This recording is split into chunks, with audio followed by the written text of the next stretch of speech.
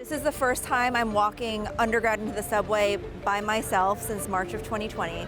Of course, once I'm down there, my producer Mackenzie's gonna come with me, but it feels a little weird to go down these stairs by myself, but I'm gonna go do it. My first card was expired. My second card didn't have enough money on it, so clearly I have not taken the subway in a long time. I got through though. As I stood on the subway platform, I thought of civil rights litigator and author Qian Julie Wang, who recently wrote an opinion piece for the New York Times about what the subway means for us all.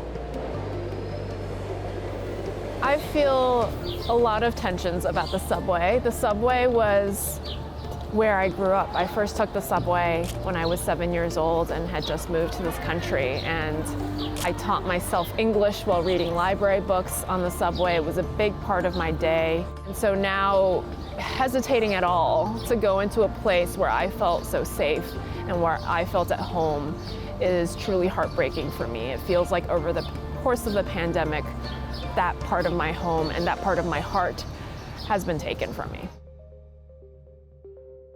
Qian Julie took me around her childhood stomping grounds, the areas of Chinatown that are largely populated by lower-income communities. And while some of us can avoid the subway because we can afford to take cabs or ride with friends with cars, for many Asian Americans, like those in this neighborhood, that's just not possible. The thing that keeps me going back in there is the knowledge that there are Asian Americans who cannot afford to take a car, and the presence of people like me underground might do just a little bit to help them feel more secure and like they're more ensconced in community. Outside of the subway, our fear doesn't just disappear. The attacks in New York have happened above ground as well, on the streets, in broad daylight, with people watching. Now, even walking on a street, it's hard to just feel safe. There's always kind of a pivot and a shift and a looking around. That has always also come, I think, with a greater sense of community and solidarity. At least I've noticed that. Like when I make eye contact with another Asian American woman or an older Asian American person, I smile. Sometimes I greet them, especially if they look concerned or frightened. As I was working on this story, another group of Asian women were targeted and shot in their place of work. Qian Julie is still processing the news. It makes us realize all the more that we are seen as submissive prey. And I don't think that you get to live a day as an Asian American woman without feeling that. But when we are shot in our place of work, just openly and blatantly, and when that kind of shooting is underreported or excused as, oh, it has nothing to do with this person's race or class or gender. He was having a bad day, or this was not a hate crime, end of sentence. One thing is clear. Across the country, Asian Americans are being targeted because of their race, from verbal harassment to mass murder. Here in New York City, from 2020 to 2021, there was a 368% increase in hate crimes against Asian Americans. That's according to the Asian American Federation. In the first 5 months of 2022, Manhattan DA Alvin Bragg says there have already been 34 anti-Asian hate crimes. That's a larger number than hate crimes directed at any other group. You know, we look at the cases we're charging. Our hate crimes docket is the largest it's been since the unit was formed. You know, that's significant. And then being in touch with community and hearing the stories of safety and the feeling that's palpable. And so that's why we think it's appropriate, you know, to expand the unit.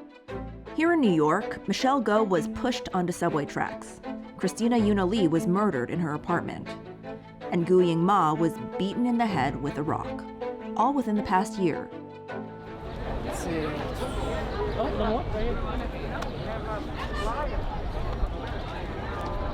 We've been seeing what's been happening on the news. Something like this, something so small, can help change one person's life. I was just fed up, scared, anxious about what was going on, and tired of seeing how Asian elderly kept on being attacked in the news.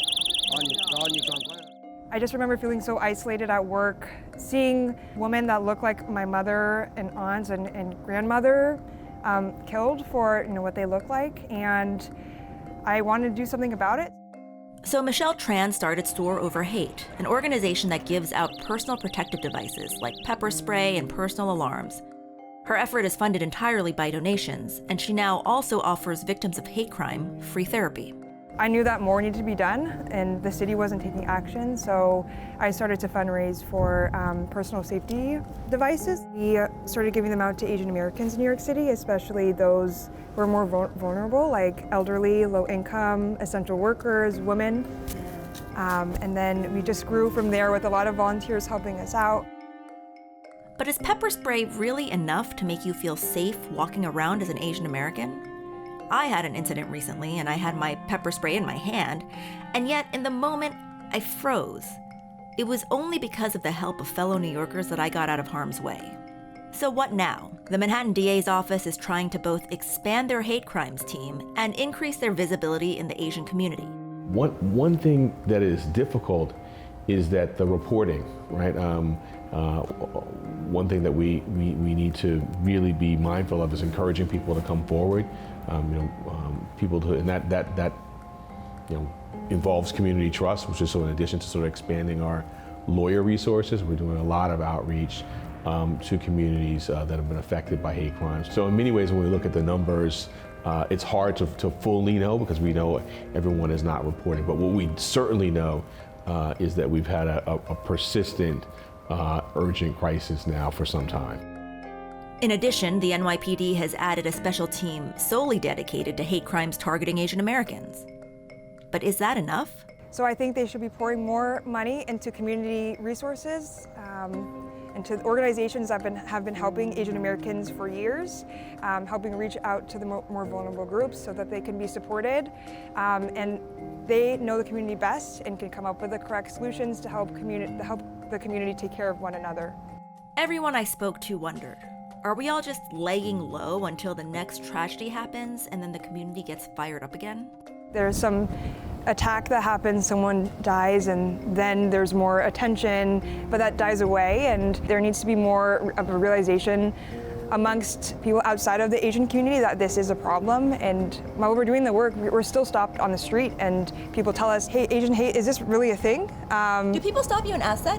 Asian hate, is this a thing? Because I've been asked that before. Yes. And I'm like, I thought everyone knew that this was a thing. For me and for other people of Asian descent around the country, it is still a thing, a real scary thing.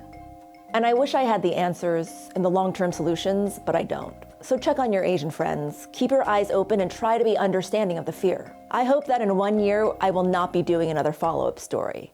I hope that we will have figured out a way to end this epidemic of hate that affects not just Asian Americans, but so many other groups. If you have a solution, my ears are open. I usually try to end my stories on a note of hope, but the best I can do in this case is to say, at the very least, we're all trying.